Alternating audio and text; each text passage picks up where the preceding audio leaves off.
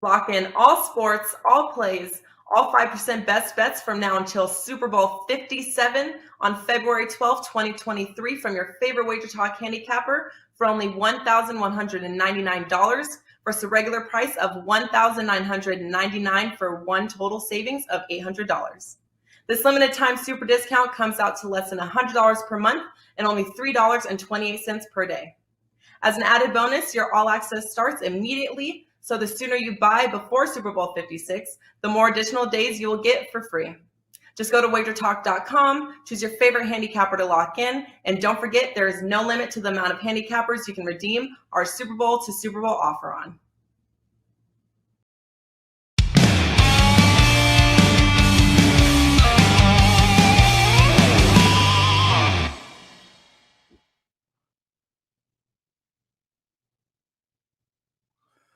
Welcome, everybody, to WagerTalk Today. I am Lawrence Presman. That man is Teddy Covers. And we've got a great show for you all.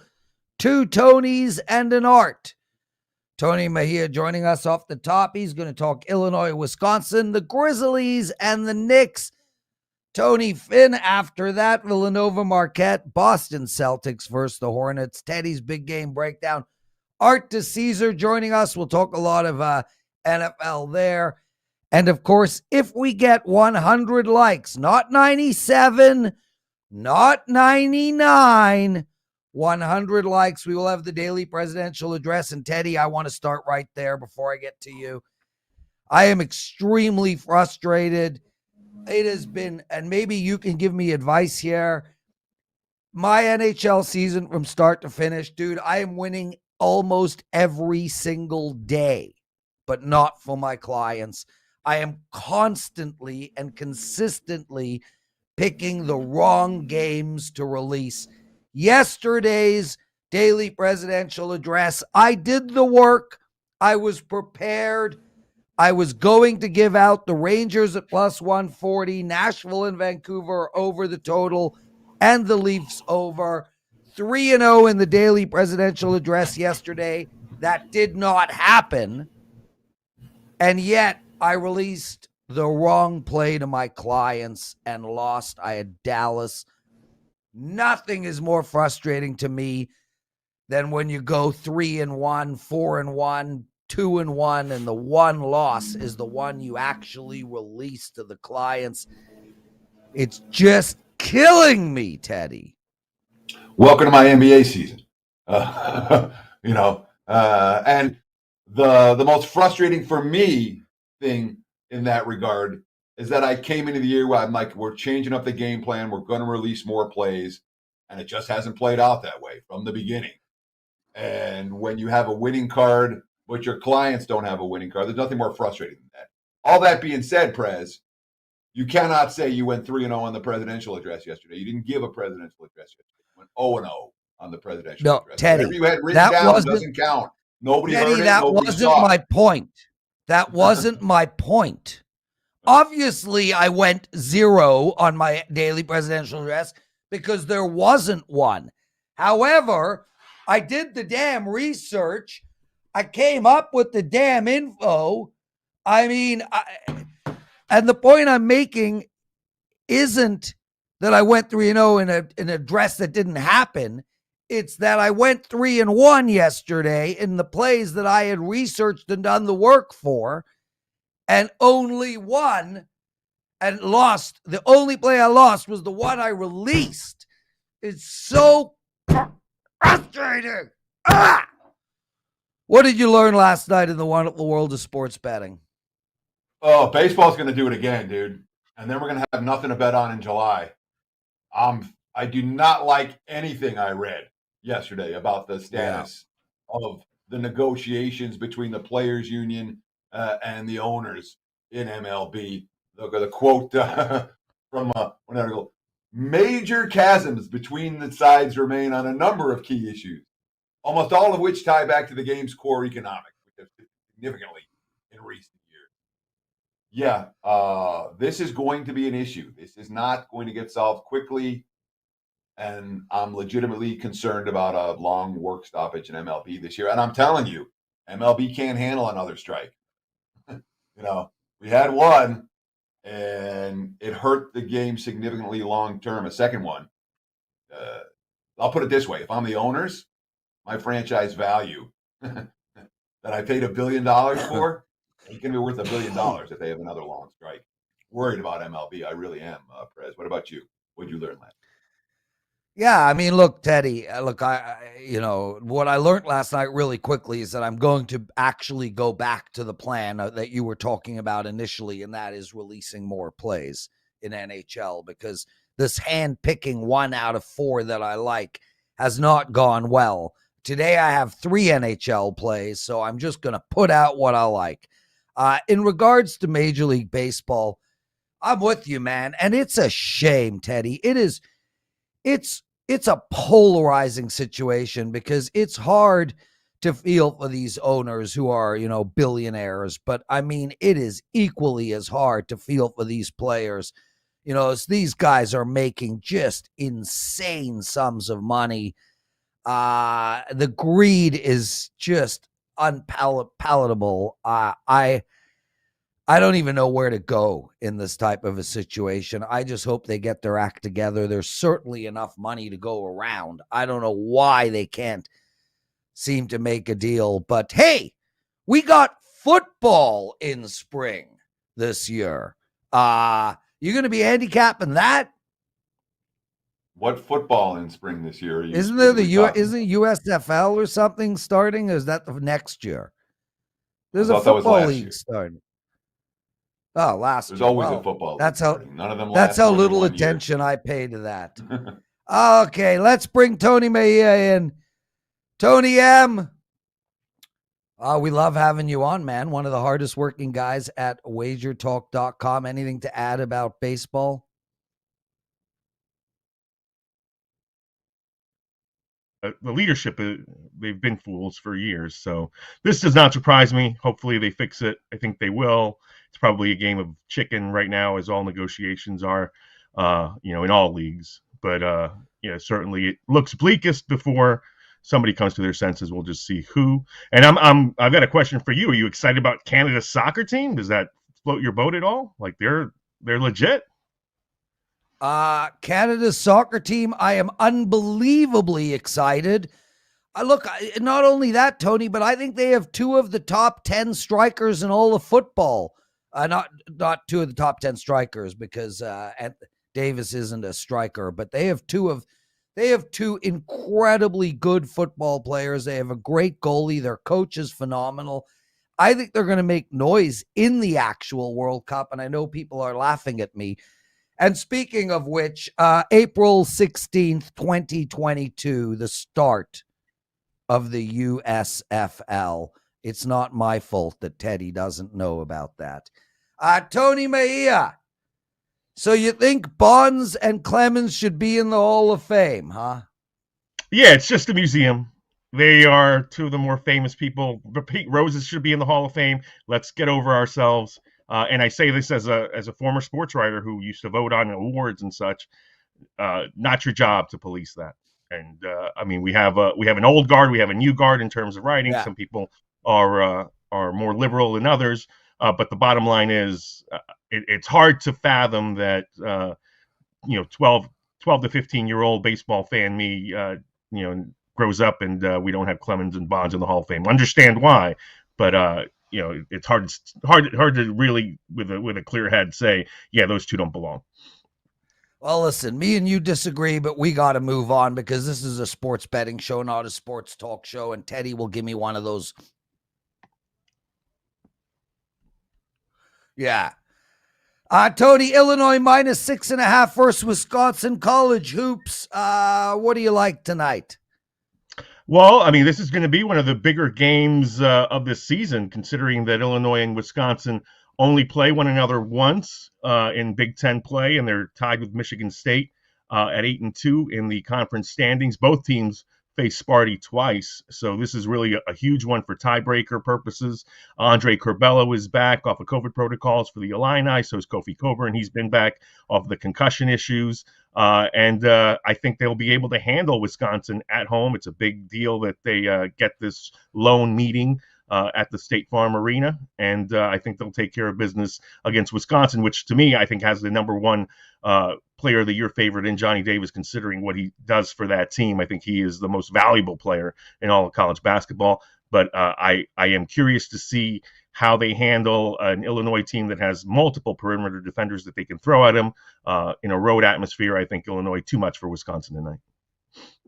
So when we look at the Illini, they've been struggling against the spread of late. 0-4 their last 4, 1-5 their last 6, winning, but not winning by margin.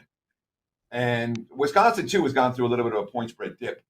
They failed to cover each of their last 3, but it feels to me like there's a lot of anti-Badger sentiment in the betting markets right now.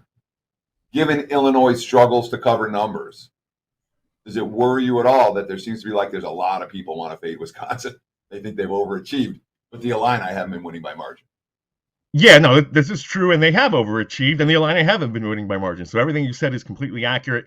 I just think this is a current point in the schedule that we're at where you had Wisconsin really look terrible against Michigan State at home, gave up 86 points, and then they bounced back with winning at Nebraska and then defeating Minnesota, and the Gophers hung around all game despite being, shorthanded in terms of getting guys back off of injuries. They'd been off of COVID protocols for over a week. So, you go from that to facing a full-strength Illini squad on the road, after games against the Cornhuskers and Gophers. That's tough. So Illinois getting Curbelo back. I think from now on, and we've heard excuses for him all season, I think you get the prime Andre Curbelo that we saw only once this season against Purdue, but a guy that's clearly a difference maker. And with him, Coburn, and all the other guys, Plummer, Williams, that they have on that roster, Frazier, we're about to see Illinois take that next step to Purdue level, to where we can buy them as a national champion contender. I don't think Wisconsin's in that league. Tony Mejia, everyone. You can find him at WagerTalk.com. And Tony, man, all I want to do is talk about Bonds and Clemens. Like, I'm like, do we have to do sports betting? Can't we just argue Bonds and Clemens for the next 45 minutes? And a lot of people are in the chat room. They're talking about it. There's a great article, Tony, that you should read up on ESPN, written by, I think, Glanville, a ex-baseball player, who talks about, the bleed of the steroid era, how it, guys not doing steroids lost their jobs as a result of guys who were cheating. It's actually worth reading. Clearly he's bitter, but it was a good read. I enjoyed it. Grizzlies versus the Knicks tonight, Tony. Memphis -2. How do we bet this game? I think you keep it simple and ride Memphis to avoid a losing streak, something that they haven't encountered since before Christmas. It's now 3.5. Memphis. There's a 4 on board. So clearly people are seeing it your way. It's not -2 any longer. Yeah, I mean, this is a Memphis team coming off a downer because nobody expected them to lose to Joel Embiidless Philadelphia the other night. And they let Tyrese Maxey do whatever he wanted, and that game went to overtime, probably when it shouldn't have, because Morant could have sealed the deal at the free throw line, and that's one of the few times that he's shrunk in the moment this season. But this is his only appearance at Madison Square Garden, which means something to NBA players, in a season where he's broken out and become an MVP candidate. So I think you'll see a special night from him.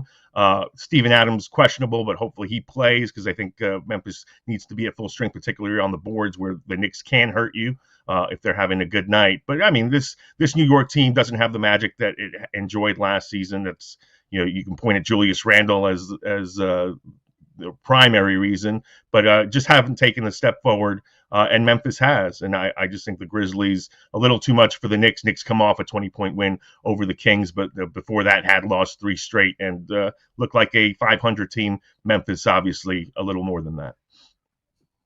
So, I mean, the Knicks are 3-8 straight up, 3-8 against the spread off a win at home. Memphis off a loss, 12-6 straight up, 12-6 ATS for the season. Is that a factor in your handicap for these games? Is it as much situational as anything. You want Team A off a loss. You want to bet against Team B off a win. And that's the puzzle here. Or is this a matchup issue for the Knicks, who are a mediocre team against a good team?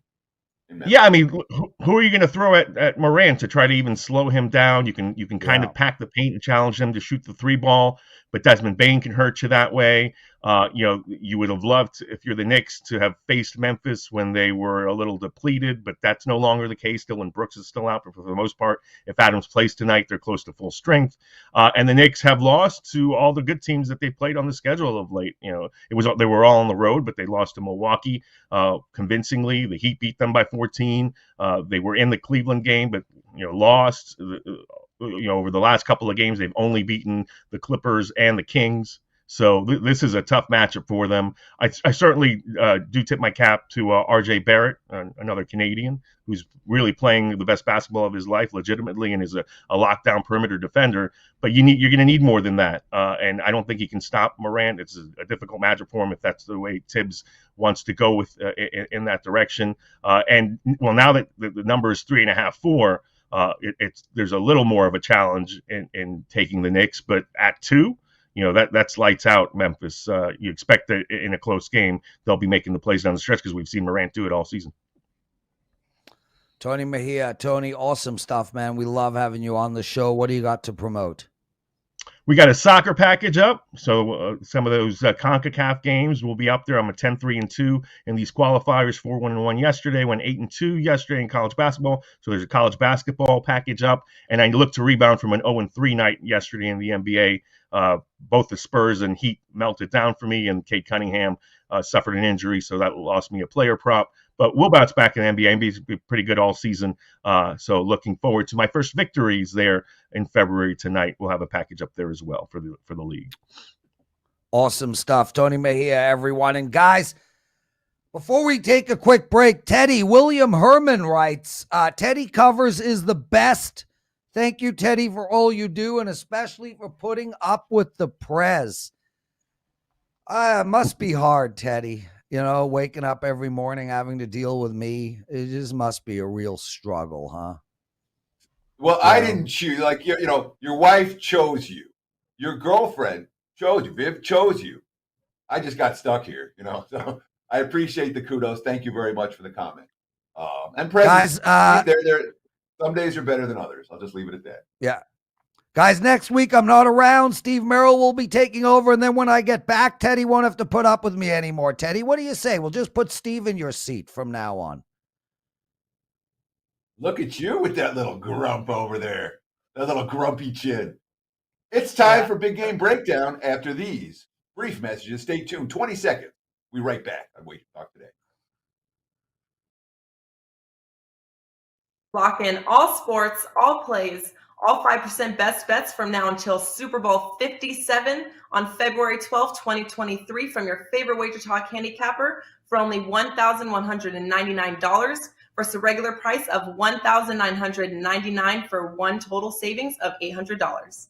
This limited time super discount comes out to less than $100 per month and only $3.28 per day. As an added bonus, your all access starts immediately. So the sooner you buy before Super Bowl 56, the more additional days you will get for free. Just go to WagerTalk.com, choose your favorite handicapper to lock in, and don't forget there is no limit to the amount of handicappers you can redeem our Super Bowl to Super Bowl offer on.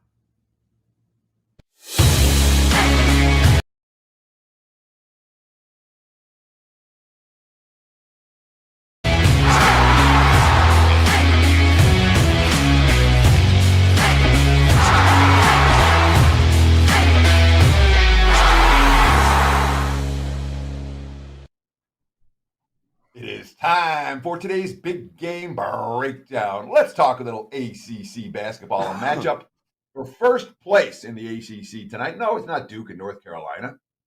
We're talking Miami and Notre Dame battling for the 1 seed in the looking at the WagerTalk live odds screen right now. I'm seeing the Canes 4.5-point home favorites. Total has been bet down this morning. We're looking at 141.5 right now. I gotta say, I don't like this spot for the Fighting Irish. Why not? Not a deep rotation for Mike Brady, which is not unusual for Notre Dame. 7-man rotation, but you played on Saturday, you played on Monday and lost. Kind of a bubble bursting loss. Smacked around at home by Duke. Bad game for the Frosh star guard, Blake Wesley, only 3 of 15 from the floor. First home loss of the season. Confidence sapper. Now, with limited time to prepare, third game in 5 nights, limited rotation, relying on the Frosh, going up against a Miami team that has been tough as nails all year. And unlike Notre Dame, Miami is deep. Unlike Notre Dame, Miami is veteran. Unlike Notre Dame, Miami's got a bunch of good guards. Cameron McGusty, Isaiah Wong, Charlie Moore. That's a trio that I want my money on in games like this. Jim Larinaga, look, when we talk about this Notre Dame team that has been on fire, they won 10 of their last 12. But who did they beat on the road? Nothing but bottom feeders. All right. The schedule makers worked in their favor in early season play. I'm not convinced that's the case down the stretch. Miami's the better of these two teams. They're playing at home, and they're primed to win by margin. Give me the Canes minus the 4.5 on Wednesday night. There's your big game breakdown. Back to you, Mr. Prez. Teddy covers. Awesome. Let's bring Tony Finn in. Tony, man, welcome to WagerTalk Today. How are you, my brother? Why is your camera so strange? Is it strange? Yeah, Dan, we're like, it's like. Are you sure that's just not me? Tony. Well, no, sure yes, it is you too. What? Yeah, you're strange. The camera's strange. Anyway, Tony, before we get into anything, the USFL starts April 16th. Are you going to be handicapping it? I know that you've been really good with the peripheral football stuff, the XFL in its moment, the USFL from before. I know you were handicapping it and winning at it. Are you going to be attacking this sport? I sure am. I'm kind of excited about it. In fact, I was talking to the powers that are, Rick, and I asked him, I said, football is essentially over. What the hell are we going to do? And he said, no worries, we got USFL. And he was right. We got USFL. And that's if baseball doesn't click in too, right? And we're hoping it does. That's for sure. Let's get into it, man. Villanova playing Marquette today. Who do you like in this game?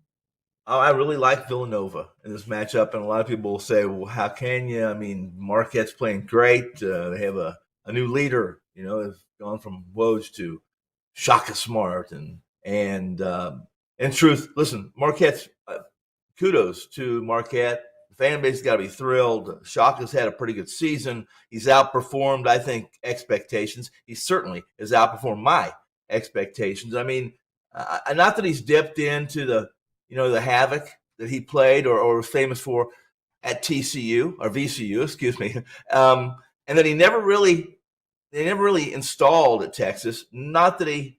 This is a guy that had a nice run, right, in the big dance, and went down to Texas and never won not one single NCAA tournament game.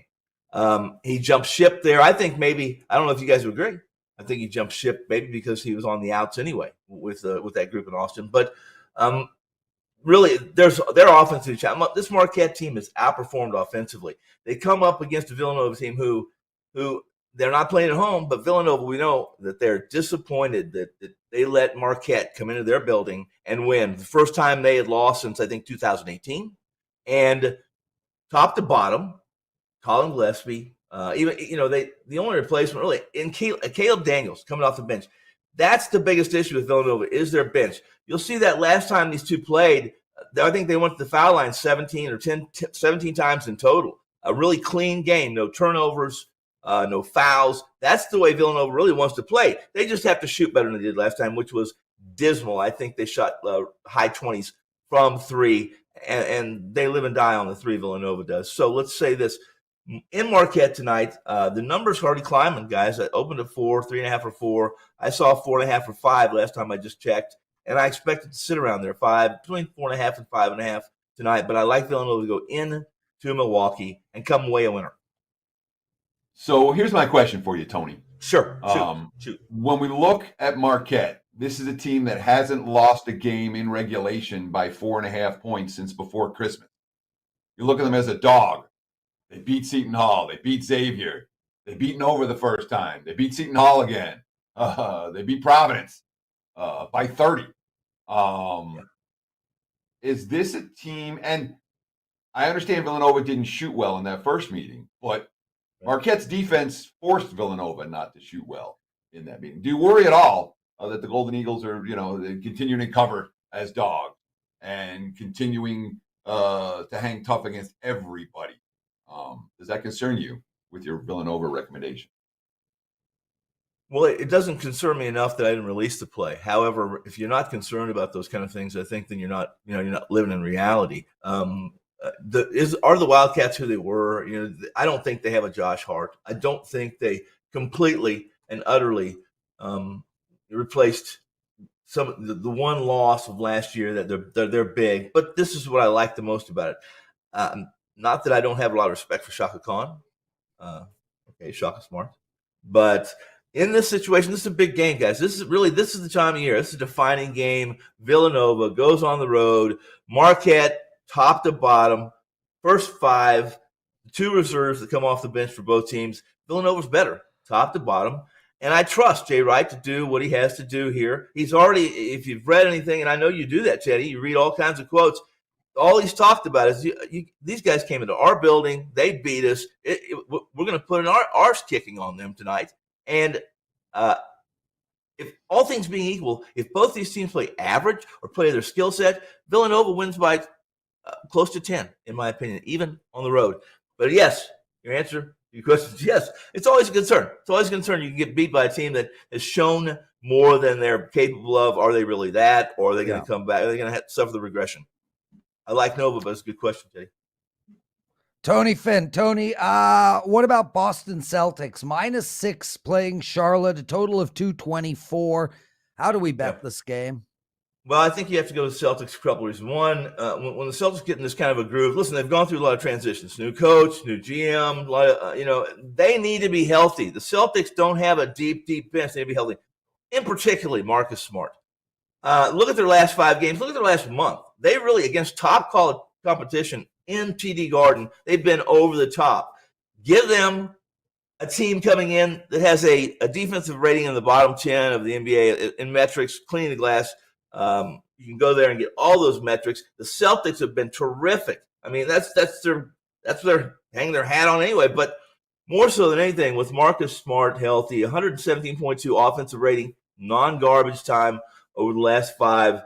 Charlotte, great reserves, good offensively. However, defensively, they're a big question mark. Well, how they played last week is more a reflection of who they're going to be moving forward. Boston, 96.2 every 100 possessions.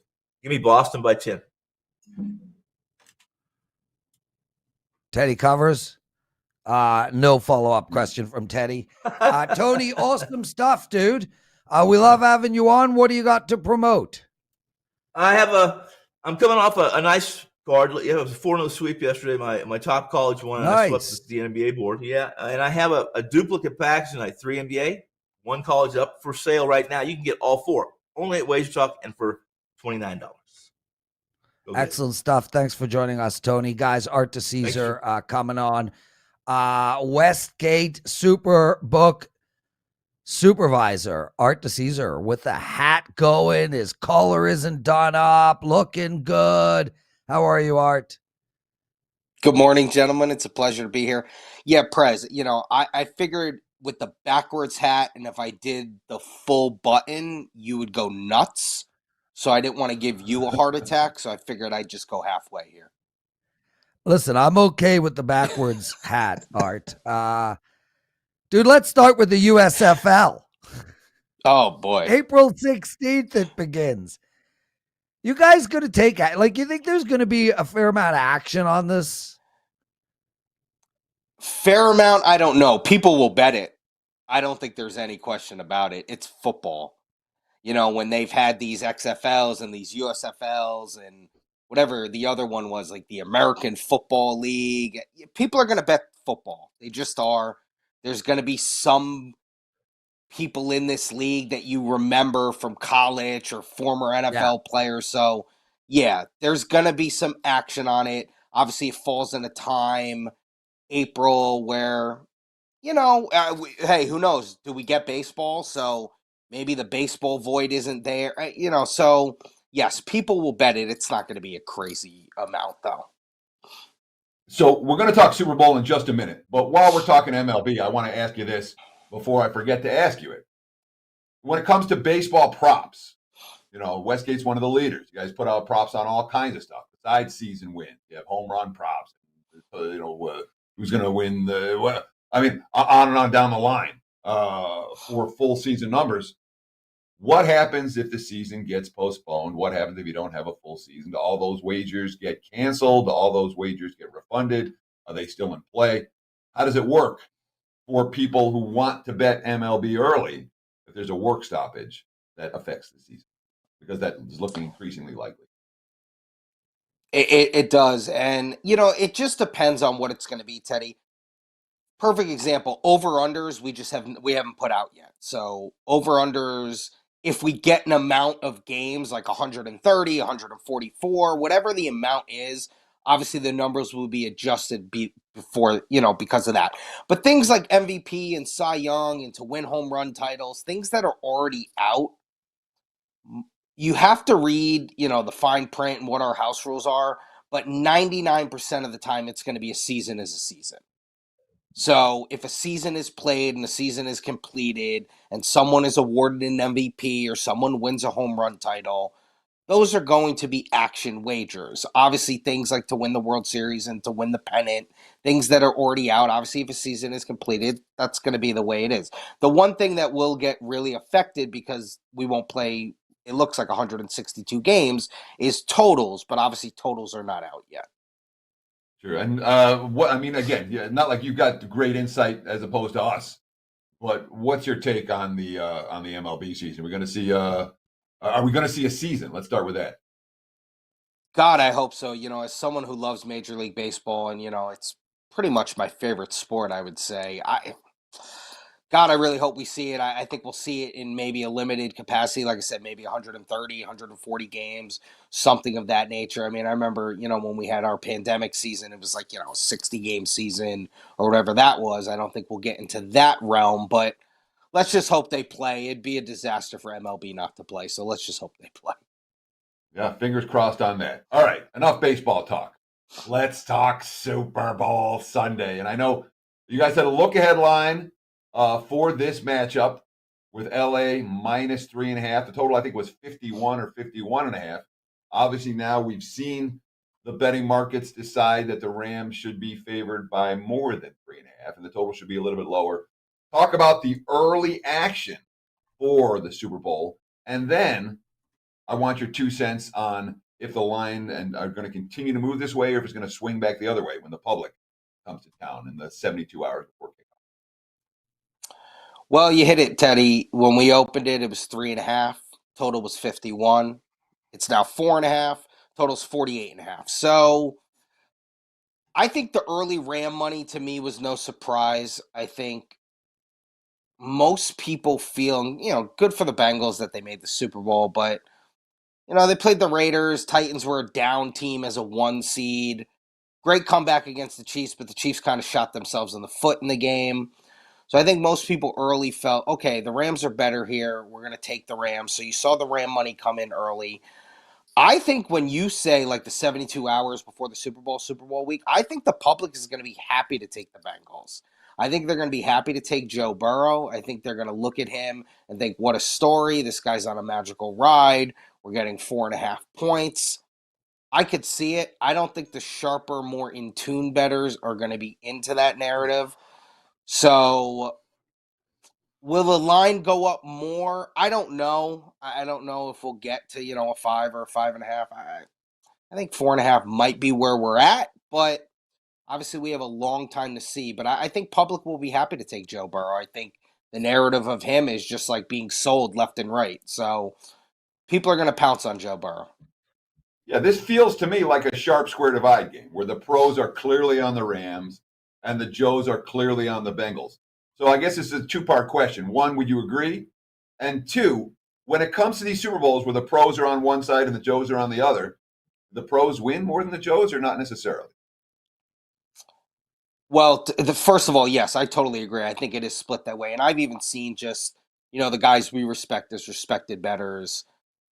No, none of them have taken the Bengals. It's just going to be that way. No, I don't think necessarily it's like, oh, this is a problem, because in my mind, this is the way I look at it. There's more Joes. There just are. There are more public bettors, and what brings out more public bettors than the Super Bowl? The old saying is your mother bets the Super Bowl. Your mother's got interest in the game. She's in square. She's got a parlay. There's just the people who haven't watched a football game all year might be in town for this, or now gambling is legal in all these states. They might throw in something. So no, I don't think that divide hurts or means really much, because I think there's more public bettors. Way more. Now, I want to invite all of our viewing audience to the Westgate tomorrow night. I'm going to be there. President's going to be there because he's in Canada. But just about every pro that I know here in Las Vegas hangs out at the Westgate on the Thursday night when the props open. So first, I want to welcome, anyone that wants to come down and say hi, come down and say hi, please. It's quite the party there on Thursday night. Talk about what you guys are doing tomorrow night and if you're going to be there. Yeah, Thursday night is absolutely phenomenal at the Westgate. Sometime after 5, the prop packet will come out. So, I've been told anywhere between 5 and 7 o'clock. And the big thing on Thursday is we basically release the one or two sheets that are parlayable. So you're able to take two props and parlay them. And, not a lot of places will offer parlayable props. We give you, a little section where you're able to do that, and you're able to take two max. You're able to parlay them. Obviously, there's a maximum on the, dollar amount and those type of things. But that's the beauty of that Thursday, which is tomorrow, where we just allow that. And then all the props are out there. We have a couple props out right now, but, it's the little stuff, first touchdown scored. It's the Mickey Mouse type stuff. Nothing huge yet. But, yeah, we're basically a little, 24 hours away, a little bit more from, releasing that big prop packet. And that is a big thing. You will see a line tomorrow night for people to parlay those props. Art Dicesare joining us, Westgate Superbook supervisor. A great follow on Twitter at ArtDice21. Art, couple of more quick Super Bowl questions. Number one, just complete curiosity. How many people actually bet the coin toss? Like, do people show up to your counter and lay money on that stupid ass bet? Of course they do. That people love that bet. That's one of the most, take the game and the total and, the regular stuff that we all love. First touchdown scored and Joe Burrow passing props. The heads and tails is, first of all, it's the easiest bet ever, right? You just literally are picking heads or tails. Anybody can bet it. There is no handicap on it. There's no way to I got to figure. Well, that's what I was going to ask you. Yeah. There's no. I was going to ask you if you had any advice or a handicap analysis on whether the coin will be heads or tails. Ralph's got all the historical data, dude. You can go back. Well, there you go. That sheet that Ralph puts out is strong. Now, its predictive ability moving forward for things like the coin toss might not be great, but it's a good sheet. It'll give you all the results. Yeah. Yeah. Tails never fails, right? But come on. All right. It failed twice. The Bills called tails, and the Bengals both called tails, and both times it landed heads. So. Exactly. Art, any last thoughts on the Super Bowl? I think, I've heard some people be like, oh, this is a terrible matchup. This is no fun, blah, blah. I think it's great that we have a new team in there. I love to see new blood in there. And even the Rams, who were in there a couple of years ago, obviously this isn't the same team because Stafford is the quarterback. It's not Goff. So I think it's fun that we're going to get, a new champion that's not the Chiefs or Brady or, any of these teams that have been in it a million times. So I think it's fun. I think the Super Bowl is always going to attract a billion bets. So, let's not jump off the ledge and say no one's going to want to bet this Super Bowl. So I think it's fun. I think it's great that it's Burrow. I think that it's great that it's Stafford. One of them will get a ring. So it's a lot of fun. And I think my early lean is the Rams. That's not that exciting to say, but I do like the Rams in the game. Teddy, anything else with Art? Do you want to talk NBA? Yeah, well, let's see if we can get some actual form for tonight. Whether it's NBA, whether it's college hoops, whether it's NHL. What are you seeing in terms of some early action for Wednesday? Who are the wise guys like? Who does the public like in today's sports? Art, before we let you go. Absolutely. A couple things to throw out as far as basketball goes. One in the NBA. Grizzlies at the Knicks, open 219.5, now 217. So you've seen good under money come in. Knicks have been terrible offensively. They barely score over 100 points a game. So you've seen some under money come in there. I understand that. Kentucky, very interestingly, Kentucky is now risen up the ranks. They're fifth in the country. People are liking them again. I saw them ranked second in Ken Palm's rankings this week. So they're kind of getting that, oh, wait, maybe we should start betting them to win the title. They're at home. Vanderbilt, they opened 16.5. It's now 14.5. So you've actually seen some good Vanderbilt money come in because Kentucky has not been good against the spread. 10 and 11 against the spread. So people thinking that's too many points for Kentucky at home.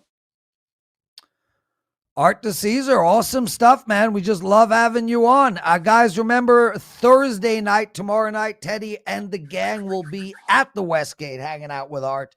Please go visit them. Art, anything else you want to discuss? No, just, that's basically what I was going to promote was Thursday night and how big it is at the Westgate. The prop packet will come out, like I said, between 5 and 7 o'clock tomorrow night. So I know we'll have, I don't really have to promote that. People are going to be there. People are going to be ready to fire away. This is obviously the most exciting time of the year. It's like getting a Christmas catalog and picking out your toys. So, the fact that the prop packet will be out tomorrow night should be a lot of fun. And, just come down to the Westgate and anything you need from now until Super Bowl week, you just ask for Arthur Dicesare and I'll be more than happy to help you. Are you going to be there tomorrow night, Art? Tomorrow is actually a night off for me, Teddy. So I will not be there. Of course, right? You're going to be down there. I won't be down there. But no, unfortunately, I will not be down there. Enjoy your night off. You don't get many of them, I'm sure. I will. Yeah, there you go, guys. Art Dicesare, thanks for joining us, brother. We got ourselves over 100 likes. Thank you, everyone. 142. Let's head to the daily presidential address.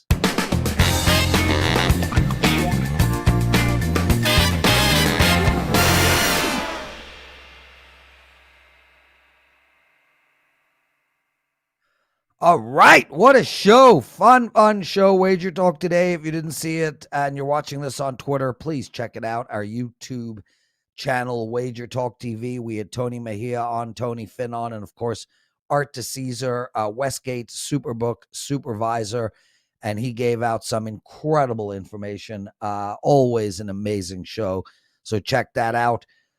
I have 3 NHL plays for my clients tonight, and I am going to give out one of them. I've released the Minnesota Wild in regulation at -120. So that's a play for my clients, and it's a play for you guys. I also like the Edmonton Oilers tonight. Really good spot for Edmonton. Heartbreaking, humiliating loss against Ottawa in their last game. Now they got the Washington Capitals on a back-to-back. Washington played Pittsburgh last night, won in overtime. They were dominated throughout the game, but they did manage to win it. Those Washington-Pittsburgh, that's a big rivalry for both those teams. So Washington, I think, is in a bad spot tonight. So take Edmonton. And I like over the total in this Edmonton game as well. I preferred it at 6. It's now 6.5. But I could see a 4-3 game. I could see it get to 7. So that's really it. The Minnesota Wild in regulation at -120. Edmonton Oilers, small plus money, and the over in the Edmonton game. That's it for the show. I'm going to California sandwiches. I want a veal sandwich today, Teddy, with cheese, hot peppers, and extra sauce. Take us home, my brother. Enjoy your lunch, Prez. Meanwhile, the rest of us will get to work. Thank you so much for taking time out of your busy day. Hang out with us on WagerTalk Today. We'll do it again tomorrow. Same time, same channel. 9 a.m. here on the left coast, noon for you back east. Quick. Now and then, enjoy the games and let Prez close us out. Yeah, jumping in real quick. Ariel Epstein on tomorrow with us, Teddy. Ralph Michaels, Dave Koken, and Ariel Epstein. Dave called the show The Beauty and the Beast. That's from Dave's mouth, not mine. So make As sure it to be is. with us. Cheers, guys. Have a great night tonight.